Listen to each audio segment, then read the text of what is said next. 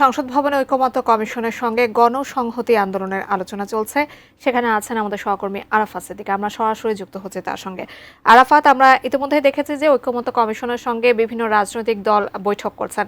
এর আগে এনসিপি বৈঠক করেছে এবং বিএনপি দ্বিতীয়বারের মতো সেখানে ঐকমত্য কমিশনের সঙ্গে বৈঠকে বসতে আমরা দেখেছি। আজকে গণসংহতি আন্দোলনের বৈঠক চলছে। আজকে আলোচ্য বিষয়গুলো আসলে কি সেখানে হতে পারে আপনার মাধ্যমে জানতে চাচ্ছি।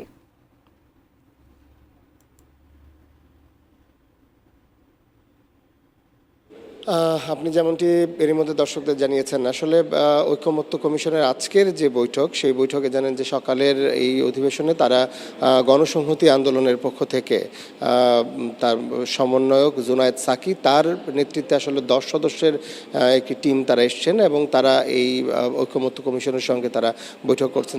যেটি আসলে এই বৈঠকটির শুরুর প্রাক্কালে যেটি এই ঐকমত্য কমিশনের যে সহসভাপতি আলী রিয়াজ, তিনি যেটি জানিয়েছেন যে আসলে এই ঐকমত্য কমিশন খুব দ্রুত সময়ের মধ্যেই যেটি জুলাই সনদ সেটি হয়তো ঘোষণা করতে যাবে বা ঘোষণা করবে এবং খুব দ্রুততম সময়ের মধ্যে জুলাই সনদ তৈরি হবে বলে তিনি আশাবাদ ব্যক্ত করেছেন। তিনি যেটি জানিয়েছেন যে দলগুলো তাদের যে প্রস্তাবগুলো, সেই প্রস্তাবগুলো পক্ষে বিপক্ষে তারা তাদের বক্তব্য তুলে ধরছেন এবং এক পর্যায়ে এটি আসলে ঐকমত্যে পৌঁছবে বলে তিনি প্রত্যাশা করছেন। একটি বিষয় যে জুনায়েদ সাকি তার এই বৈঠক শুরুর প্রারম্ভিক যে বক্তব্যে, সেখানে তিনি বলেছেন যে সংস্কারের জন্য যে প্রস্তাবগুলো এখন পর্যন্ত এসছে, সেই প্রস্তাবগুলোর কাঠ ও পিভিসি ম্যাটেরিয়ালের সংমিশ্রণে তৈরি আধুনিক আরএফএল উডিডোর, কাঠের চেয়েও কঠোর।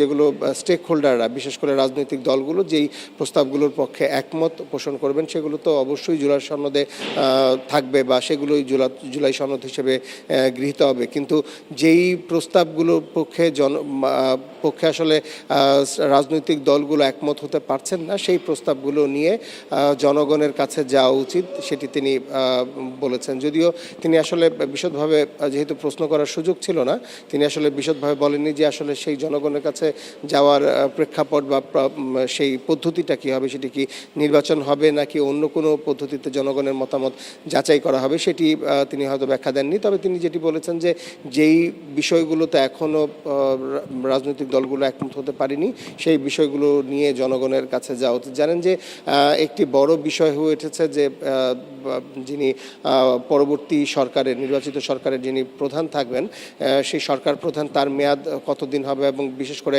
তিনি পরপর কতবার তিনি এই রাষ্ট্র ক্ষমতায় থাকতে পারবেন। এই প্রসঙ্গে আসলে যেটি জুনায়েদ সাকি তার যেটি প্রারম্ভিক বক্তব্যে তিনি জানিয়েছেন যে এর আগে যে আওয়ামী লীগ সরকার, তারা আসলে টানা দীর্ঘদিন ক্ষমতায় ছিল বলেই তাদের ক্ষমতা পাকাপোক্ত করার জন্য তারা রাষ্ট্র ক্ষমতার অপব্যবহার করেছে।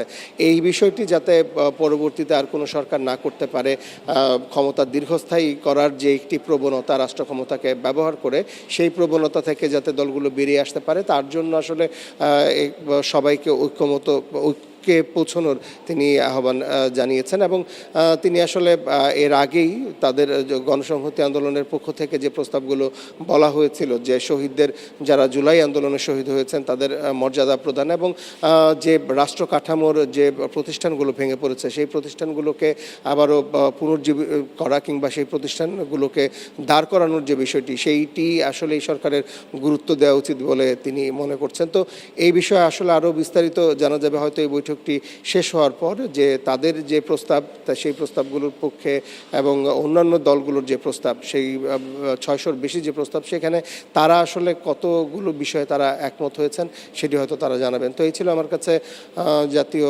সংসদ ভবনের হল থেকে সবশেষ।